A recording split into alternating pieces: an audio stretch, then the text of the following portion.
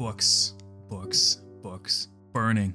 The sharp scent of kerosene fills the air. Hundreds, maybe thousands. Montag has burned more books than he can count. He never questioned it. Never thought about the words turning to ash. The stories lost forever. Thoughts are dangerous. Thinking is dangerous. All that matters is happiness. Happiness above everything else. As Montag often hears, if you have a problem, burn it. Fire cleanses. Fire erases. Fire allows for a fresh start. No books, no questions, no doubts. Just freedom through destruction. In this world, firemen don't put out fires. They start them. They burn the past, the knowledge, the history burned within the books. A time before technology ruled every moment, before people had seashell headphones in their ears, drowning out reality with endless noise. Happiness and instant gratification reigned supreme. Attention spans have withered. Movies, plays, and operas, all shortened, all simplified. Nobody focuses. Nobody thinks. Thinking leads to remembering. Remembering leads to questioning. And questioning? That makes you dangerous. Montag never questioned. His father was a fireman. His grandfather was a fireman. He was a fireman. He burned. He destroyed. He obeyed. Until one night, he met a girl. A girl who walked when nobody walked. A girl who asked questions. Questions Montag had never dared to consider. When did he meet his wife? He couldn't remember. Did they love each other? He wasn't sure. She listened to people, not just the sounds they made, but their words, their meaning. But there was no meaning, just empty conversations. Voices speaking without thought. Schools taught facts, nothing more, no questioning, no curiosity. Good students repeat, good students obey. And then Montag started thinking about the voices on his wife's screens, about the endless walls of moving images, about the emptiness inside them all. She wanted more screens, more distraction, more nothingness. Faster, louder, emptier. And suddenly, Montag wasn't sure he wanted to burn books anymore.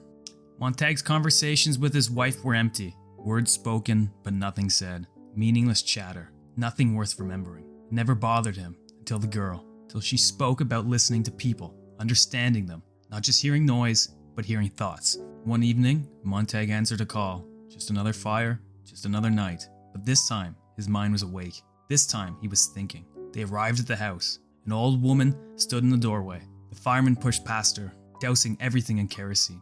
Routine, mechanical, but Montag hesitated. Why did she care so much? Why didn't she run? He shook the thought away. There was work to do, fire to make, a job to finish. They turned to leave, but she wouldn't. She refused. Montag begged her, pleaded for her to run, before it was too late. But she stood firm. She would not abandon her books, and so she burned with them. Her final act of defiance, her last refusal to surrender. The flames consumed her. She made the ultimate sacrifice. And Montag couldn't understand why. Why not just leave? Why die for books? It haunted him. It consumed him. And before he even knew what he was doing, he stole one. A book. A forbidden object. A crime against everything he had sworn to uphold. But he couldn't stop himself. His mind was awake now. He didn't want to speak meaningless words. He didn't want to watch empty screens. He wanted to know. To understand. He felt sick.